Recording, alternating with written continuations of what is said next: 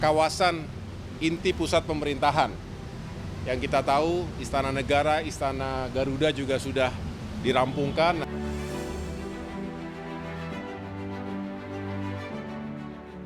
Hingga Januari 2025, pembangunan Ibu Kota Nusantara (IKN) telah menyedot anggaran negara hingga 89 triliun rupiah yang bersumber dari APBN, dengan fokus utama pada pembangunan infrastruktur dasar. Namun meskipun sejumlah proyek telah berjalan, progres pembangunan masih jauh dari kata selesai. Bahkan citra satelit terbaru mengungkapkan pemandangan yang tak terduga. Tanaman liar mulai tumbuh di area yang seharusnya menjadi lokasi pembangunan infrastruktur utama. Data satelit NASA memang menunjukkan penyusutan drastis terhadap hutan di kawasan IKN. Tetapi video yang beredar justru memperlihatkan kondisi sebaliknya. Beberapa bagian dari kawasan inti tampak terbengkalai, ditumbuhi semak dan tanaman liar yang semakin lebat, menimbulkan kesan proyek ini tidak berjalan sebagaimana mestinya. Fenomena ini pun memicu kekhawatiran akan kelangsungan proyek serta komitmen pemerintah terhadap rencana awal yang telah dicanangkan. Banyak pihak mulai meragukan kesuksesan proyek ambisius ini, terutama di tengah peralihan kepemimpinan ke tangan pemerintahan Prabowo Gibran. Kini pertanyaannya adalah, langkah apa yang akan diambil oleh Prabowo dan Gibran untuk memastikan proyek besar ini tetap berjalan sesuai rencana. Pembangunan Ibu Kota Nusantara (IKN) terus menjadi sorotan publik, seiring dengan berbagai isu yang bermunculan di lapangan. Baru-baru ini sebuah video yang beredar di media sosial memperlihatkan tanaman liar merambat di pembatas jalan proyek, memicu kekhawatiran netizen bahwa proyek bernilai triliunan rupiah ini beresiko mangkrak. Namun Kepala Otorita IKN Basuki Hadimulyono menegaskan bahwa pembangunan tetap berjalan dengan progres yang cukup signifikan, meskipun dihadapkan pada berbagai tantangan. Bahkan pada Januari 2025, delegasi Parlemen Swedia secara langsung mengunjungi lokasi untuk memantau perkembangan proyek, memastikan kelangsungan pembangunannya sesuai dengan arahan Presiden Indonesia. Sementara itu, Bandara Internasional Nusantara juga tak luput dari sorotan. Pada akhir Januari 2025, terminal bandara sempat tergenang banjir hingga setinggi 10 cm akibat saluran drainase yang belum sepenuhnya rampung.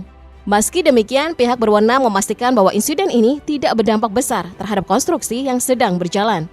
Bahkan landasan pacu diproyeksikan selesai lebih cepat dari target dengan lapisan aspal terakhir yang mulai dikerjakan dan ditargetkan rampung pada Maret 2025. Di sisi lain, citra satelit terbaru menunjukkan penyusutan signifikan tutupan hutan di kawasan IKN yang kembali memicu perdebatan publik. Sejak 2018, deforestasi di area hutan tanaman industri telah mencapai sekitar 18.000 hektar. Menanggapi hal ini, pihak otorita IKN berkomitmen untuk memulihkan keseimbangan ekologis dengan menanam kembali spesies pohon khas Kalimantan seperti meranti dan ulin. Langkah ini diharapkan dapat mengubah 65% wilayah IKN menjadi kawasan hutan tropis yang lebih hijau dan berkelanjutan. Di luar aspek lingkungan, desain sumbu IKN juga menjadi bahan diskusi yang cukup hangat. Beberapa pihak mengkritik ketidaksimetrisan desainnya, meski pemerintah menegaskan bahwa hal ini merupakan bagian dari konsep arsitektural yang lebih luas. Kendati demikian, perdebatan terus bergulir dengan sebagian kalangan mempertanyakan aspek estetika dan teknis dari perancangan ibu kota baru ini. Keberlanjutan program pemindahan ibu kota negara Nusantara mengarah pada pembangunan infrastruktur yang mendukung transformasi kota ini menjadi pusat pemerintahan yang modern dan efisien. Target utamanya adalah memastikan infrastruktur prioritas seperti gedung pemerintahan, fasilitas pendukung, dan konektivitas antar wilayah dapat terwujud sesuai dengan rencana. Salah satu milestone penting yang harus tercapai adalah pada 2025, di mana fasilitas seperti hunian, kantor, serta infrastruktur dasar seperti air, listrik, dan jalan akan siap digunakan untuk mendukung relokasi aparatur sipil negara ke IKN.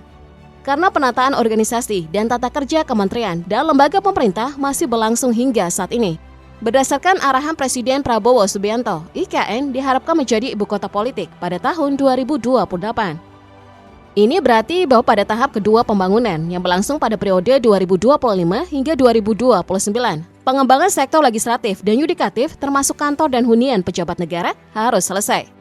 Untuk itu, otorita IKN akan menyelesaikan ekosistem pendukung seperti gedung eksekutif dan legislatif serta memastikan ketersediaan fasilitas perkantoran yang representatif.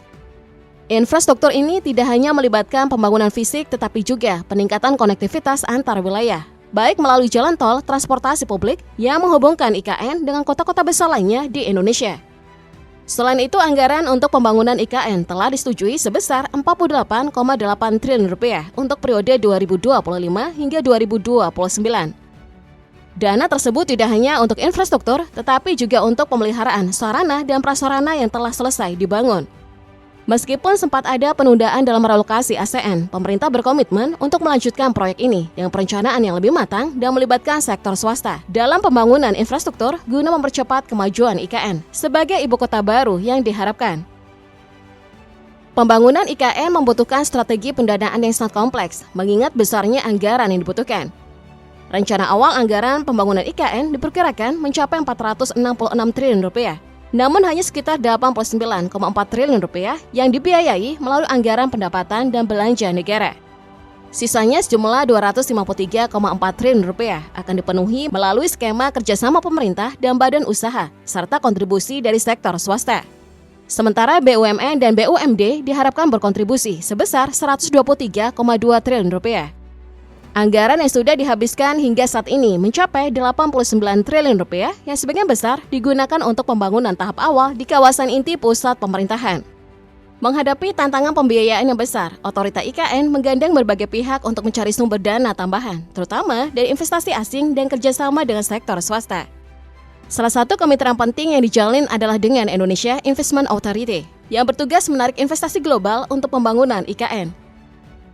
Kemitraan ini diharapkan dapat mempercepat pembangunan infrastruktur dan mendorong pertumbuhan ekonomi di kawasan tersebut.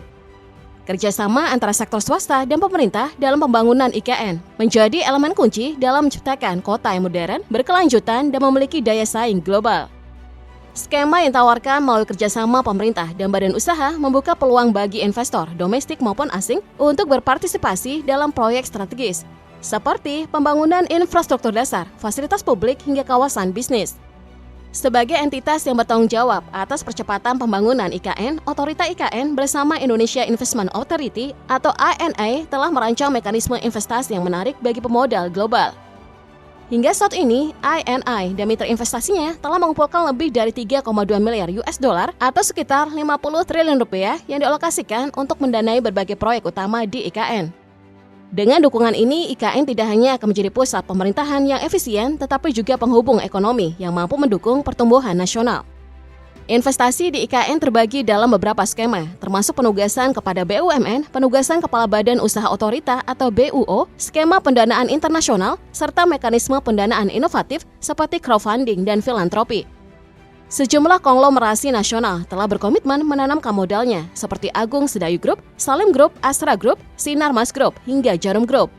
Tak hanya itu, investor asing pun mulai berdatangan, termasuk Delonic Bravo Investment dari Tiongkok dan Magnum Estate dari Rusia yang berinvestasi dalam sektor properti dan perhotelan. Proses groundbreaking telah berlangsung dalam beberapa tahap, mencakup proyek hunian, pusat perbelanjaan, hotel, rumah sakit, dan fasilitas transportasi. Pada tahap pertama, investasi mencapai 22,9 triliun rupiah, sementara tahap kedua dan ketiga masing-masing menyumbang 15,5 triliun rupiah dan 4,7 triliun rupiah. Investasi terus bertambah dan masuknya sektor energi, pendidikan, dan telekomunikasi.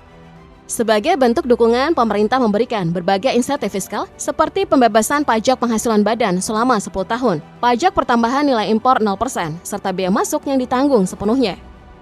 Dengan strategi investasi yang matang dan dukungan regulasi yang kuat, IKN diharapkan menjadi magnet bagi investasi yang akan mendorong transformasi ekonomi Indonesia ke arah yang lebih maju.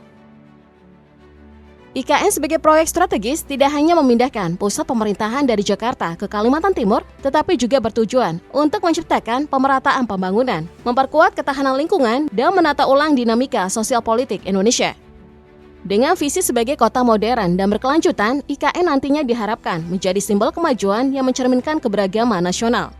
Namun implementasi proyek ini menghadapi tantangan besar. Dari sisi ekonomi, keterbatasan anggaran negara menghambat percepatan pembangunan, sehingga diperlukan skema pembiayaan alternatif seperti kerjasama pemerintah dan badan usaha. Selain itu, realisasi investasi swasta yang masih jauh dari target juga menjadi hambatan tersendiri. Dari aspek lingkungan, pembangunan masif di kawasan yang sebelumnya merupakan hutan mengancam ekosistem lokal, meningkatkan deforestasi, serta beresiko menciptakan dampak ekologis jangka panjang. Secara sosial, adaptasi masyarakat lokal terhadap perubahan yang cepat berpotensi menimbulkan gesekan, terutama terkait dengan hak tanah adat dan mobilisasi tenaga kerja. Di sisi lain, peluang pengembangan IKN sangat besar. Keberadaannya diproyeksikan menjadi motor pertumbuhan ekonomi kawasan tengah dan timur Indonesia, menarik investasi, serta menciptakan ekosistem kota cerdas yang berbasis teknologi hijau dan keberlanjutan. Dengan infrastruktur yang terkoneksi dengan Balikpapan dan Samarinda, IKN diharapkan menjadi pusat aktivitas ekonomi baru yang mendorong pengurangan ketimpangan ekonomi antar wilayah.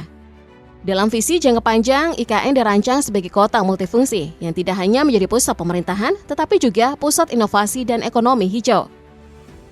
Integrasi antara infrastruktur modern, teknologi pintar, serta pendekatan inklusif terhadap keberlanjutan sosial dan lingkungan menjadi kunci keberhasilan.